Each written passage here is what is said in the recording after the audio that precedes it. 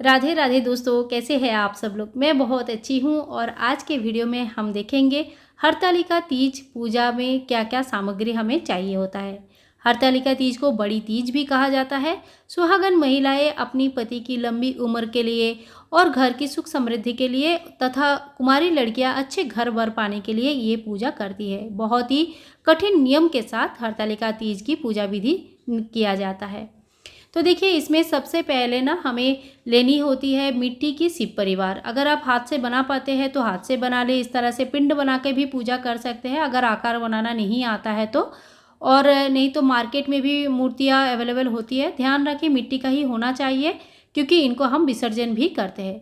अगर किसी वजह से आपको बिल्कुल भी बनाना भी नहीं आता है और मार्केट में मिल भी नहीं पा रहा है तो आप फोटो से भी पूजा कर सकते हैं। इसमें गणपति भगवान का होना जरूरी है। शिव परिवार का एक कोई फोटो ले लीजिए और उस फोटो का भी आप अच्छी तरह से पूजन कर सकते हैं। हरतालिका तीज में कई सारे सामग्रियों का जरूरत पड़ती है। वो सारे सामग्री हमें एक दिन पहले ही समस्त व्यवस्था करके रख लेनी चाहिए।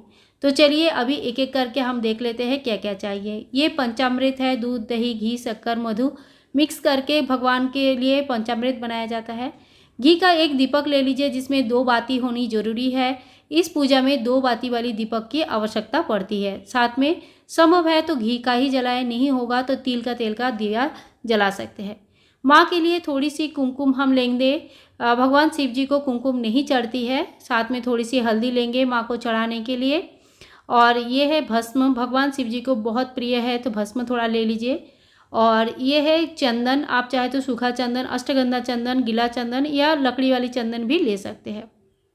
कोई भी एक धूप बत्ती जो भी आप यूज़ करते हैं, एक धूप बत्ती आप ले लीजिए साथ में। और ये है कलावा, वस्त्र स्वरूप कलावा होती है। चाहे तो आप वस्त्र भी अर्पण कर सकते हैं या कलावा भी अर्पण कर सकते हैं। ये है कच्चा सूत। कच्चा सूत से आप जेनोई बना सकते हैं। जेनोई ऐसे रेडीमेड मिलती है। आप चाहे तो 2 जेनोई ले लीजिए, एक गणपति भगवान के लिए और एक भगवान शिव जी को चढ़ाने के लिए। अगर आप जेनोई रेडीमेड आपको नहीं मिल पा रही है तो आप इस तरह से 7 बार घुमा के कच्चे सूत से जेनोई बना सकते हैं। तो देखिए इस तरह से आपको जेनोई बनानी है और ऐसे जेनोई बना के भी आप भगवान को अर्पण कर सकते हैं। तो ऐसे आपको 2 जेनोई बनाना है। देखिए मैंने भी यहाँ पे 2 जेनोई बना लिया, एक भगवान गणपति के लिए, एक भगवान शिव जी के लिए। तो ये सारे सामान के बाद अब देख लेते हैं हमें और क्या क्या सामान चाहिए। तो देखिए माता के लिए चुनरी और भगवान शिव जी के लिए पीला वस्त्र जरूर ले लीजिए। अगर वस्त्र नहीं ले पा रहे तो फिर आप जो कलावा है, कलावा को भी वस्त्र स्वरूप अर्पण कर सकते हैं। वस्त्र का हमें बाद में दान करना होता है। और ये देखिए यहाँ पे मैंने थोड़ा सा कपूर ले लिया है आरती करने के लिए। आप चाहे तो धूनी बना ले सकते हैं, धूप बना सकते हैं, घर पर भी बना सकते हैं जिससे हम आरती करेंगे। और कहानी सुनने के लिए, व्रत कथा सुनने के लिए हमें थोड़ी सी जल चाहिए। हाथ में फूल लेके हम व्रत कथा सुनते हैं तो थोड़ी सी एक फूल आप ले लीजिए व्रत कथा के लिए। और इसके बाद हम अक्षत लेंगे। देखिए अक्षत मतलब बिना टूटा हुआ चावल। चावल के साइज़ आकार में अगर बड़े छोटे से मतलब नहीं है, लेकिन ज़्यादा परिमाण में ले लीजिए और बिना टूटा हुआ होना चाहिए। कलश स्थापना के लिए भी हमें अक्षत की ज़रूरत पड़ती है। अब माँ के लिए 16 श्रृंगार ले सकते हैं। 16 श्रृंगार का इस तरह का पैकेट आता है, ये भी माँ को मंदिर में चढ़ा सकते हैं या अपनी तरह से जो यूज़ करने वाले सामान होते हैं वो भी यूज़ कर सकते हैं। एक माचिस आप जरूर ले लीजिए दिया धूप प्रज्वलित करने के लिए। और देखिए इस तरह का एक नारियल, जटाधारी नारियल ले लीजिए। इसको हिला के जरूर देख लीजिए कि इसके अंदर पानी वाली होनी चाहिए। मैंने यहाँ पे कलावा लपेट के रखा है। आप जब पूजा करेंगे उस वक्त कलावा जरूर लपेट लेना। तो देखिए इस तरह का एक नारियल हमें चाहिए होगा। अब हम देख लेते हैं कि भगवान शिव जी को चढ़ाने के लिए और क्या क्या सामान हमें चाहिए रहेगा। तो देखिए भगवान शिव जी के जो भी प्रिय सामान है वो सारी चीज़ें आप ले सकते हैं। जैसे कि यहाँ पे मैंने लिया है, सबसे पहले तो दुर्वा घास ले लीजिए। दुर्वा घास जो है भगवान गणपति को चढ़ाने के लिए होता है। लाल फूल, गुड़ैल की फूल, गुलाब के फूल माँ के लिए और गणपति भगवान के लिए जरूर लेनी चाहिए। साथ में थोड़ी सी बेलपत्र अवश्य होनी चाहिए। और देखिए ये सम्मी की पत्र अगर मिल जाता है आपको, और साथ में आंवला की पत्ते अगर मिल जाता है तो देखिए आंवले के पत्ते हैं वो भी अगर मिल जाता है। फूल ले लीजिए, थोड़े से आम पल्लव ले लीजिए, 11 ले सकते हैं, 21 ले सकते हैं। और जितना आपको चाहे तो 5-7 भी ले सकते हैं। तो देखिए इस तरह का अगर मिल जाएगा टहनी तो इस तरह से भी ले। ये 11 पत्तों का टहनी मिला है मुझे। और नहीं तो आप 5 वाला भी मिलता है, तभी भी आप घट स्थापना के लिए इस तरह का आम्रपल्लव चाहिए होगा। तो फूल आपको जो भी अवेलेबल हो जाएगा। इसके अलावा धतूरा, धतूरे के पत्ते, आकड़े का फूल, आकड़े के पत्ते इत्यादि जो भी आपको मिल पाएगा। तो देखिए यहाँ पे मैंने आकड़े का पत्ते भी एक मुझे मिला था, तो वो भी मैंने यहाँ पे रख के रखा है।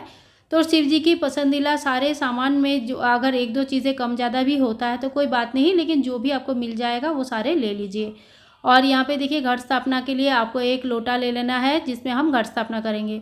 इसमें 1 रुपया का कॉइन, थोड़ी सी अक्षत, दूर्वा घास, एक हल्दी की गांठ, एक सुपारी, एक फूल इत्यादि देके हम घट स्थापना करते हैं। तो घट स्थापना का भी सारा सामान आप जरूर ले लीजिए।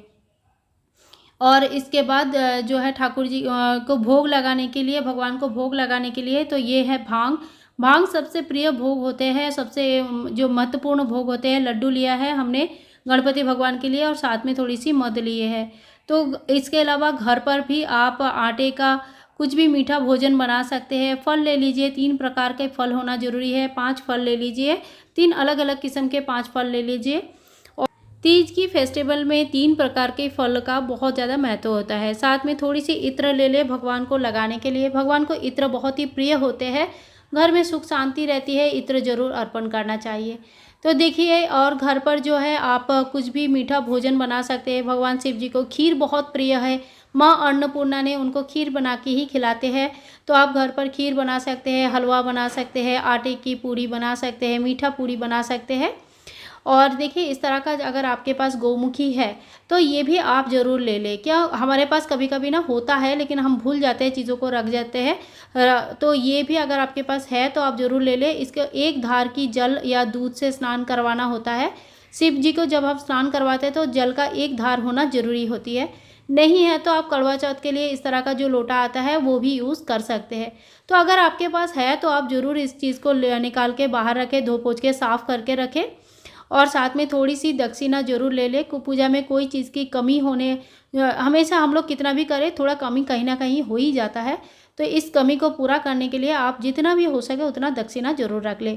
दक्षिणा किसी भी गरीब को दान कर सकते हैं, मंदिर में दान कर सकते हैं। तो दोस्तों ये थी हरतालिका तीज का संपूर्ण पूजन सामग्री। आशा करती हूँ ये वीडियो आप लोगों को अच्छा लगा है। अच्छा लगा है तो लाइक करें, शेयर करें, कमेंट करें और चैनल को सब्सक्राइब करके रखना बिल्कुल भी ना भूलें।